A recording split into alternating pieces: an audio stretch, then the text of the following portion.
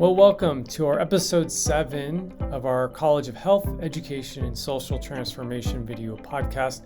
Once again, my name is Philip Post, and I'm fortunate to serve as the Interim Associate Dean for Academics alongside my colleague, Dr. Keller. In this podcast, we're going to continue our series talking with some of our department heads and school directors in our college. In this episode, we're going to talk with Dr. Lehnert-LeHouillier of our communication disorders. She's currently serving as the interim department head of our communication disorders department. Dr. Lehnert-LeHouillier has been here since 2014, and in that time, she served as a program director and is currently serving as our interim department head for the communication disorders program. And her background in terms of her research, she focuses on the production and perception of spoken language with a particular focus on speech prosody in individuals with and without communication disorders. In addition to Dr. Lehnert-LeHouillier's academics, she's always been a strong researcher. She also has a particular emphasis on focusing on student success and is always a great advocate for the communication disorders program. We're really happy that she is currently the interim department head. She continues to help out students and faculty within that department thrive. In addition to the communication disorders program, it's a much of a bigger umbrella as it also incorporates the Edgar R. Garrett Speech Center, which provides language and hearing services for individuals within our community here in Doña Ana County, as well as the Autism Diagnostic Center. So in addition to great research, instruction for our students, our communication disorders department also does a wonderful outreach in serving our community. So with that, we'll get to hear now from Dr. Lehnert-LeHouillier about the great things going on in communication disorders.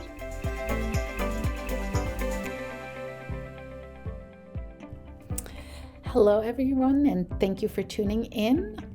I am Heike Lehnert-LeHouillier, the interim department head of the Department of Communication Disorders here at New Mexico State University, and I have been at NMSU for 7 years.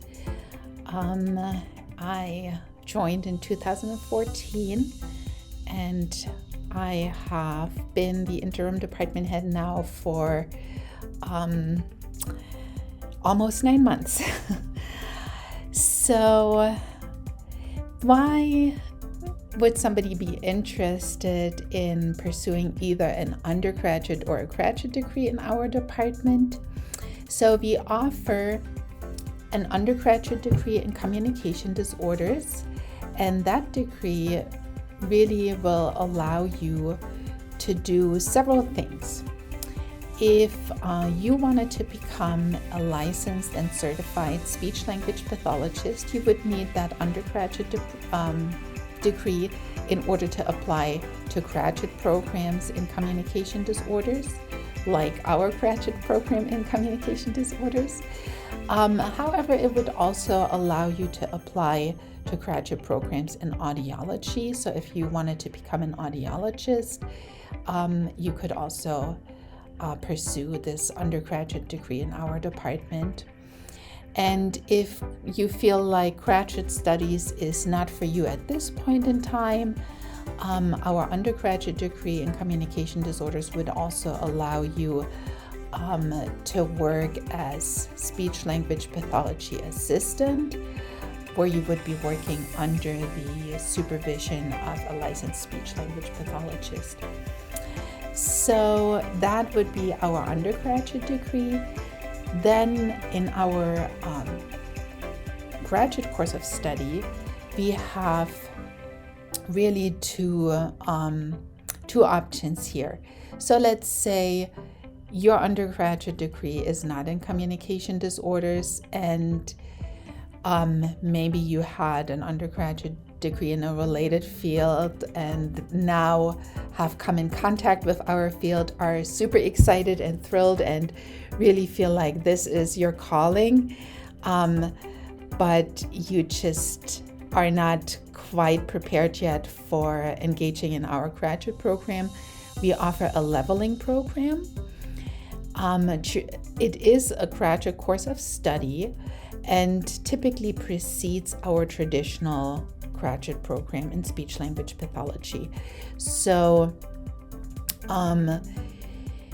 you would take during 1 year essentially all of the courses that you would have taken had you completed an undergraduate degree with a communication disorders major. So that means you would spend a whole year taking courses entirely only in our field. The interesting thing about our leveling program is that you would apply to it through the graduate school. And once you are admitted into our leveling program, you don't have to reapply to transition into our traditional program, which will lead to the pre-licensure qualification for speech-language pathology. So you would just be admitted to our graduate program. However, it would take you 3 years to complete the master's in communication disorders, as opposed to the 2 years that our traditional program takes. So in our graduate program, you would be taking academic courses in the field of speech-language pathology, but we also have our in-house clinic, the Edgar R. Garrett Speech and Hearing Center, and a big component of the graduate education in our field is to prepare our students for clinical practice. So in our program, we typically start out with having our students see clients in our university clinic. Once your clinical skills are solid enough that we feel you are prepared to go out and learn more specified skills and tools in the real life setting, then we will also send you out into externship sites. And in fact, the last semester of your training for our graduate program, you would be entirely placed in an externship site. So what kind of clients will you be working with? Well, you'll be working with clients across the lifespan. We were not able as well to place everybody in the big variety of settings that we do have available due to COVID over the last year.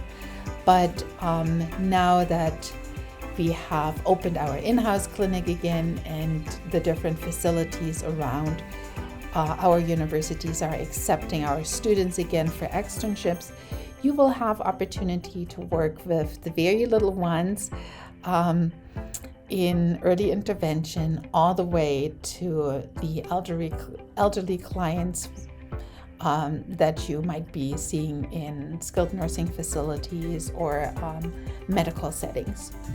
So the profession of speech-language pathology is really a very, very rewarding profession. And if your heart is in it to help individuals who have challenges with communication, that's the field for you. So we help everybody to communicate all the way from early intervention through preschool settings, school settings, private practices and clinics,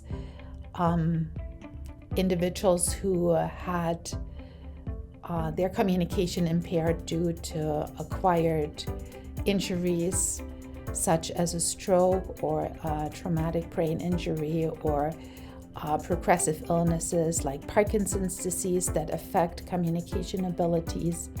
So you would work with a variety of clients with all of those different communication disorders. Also within the scope of our practice as speech-language pathologists is swallowing disorders.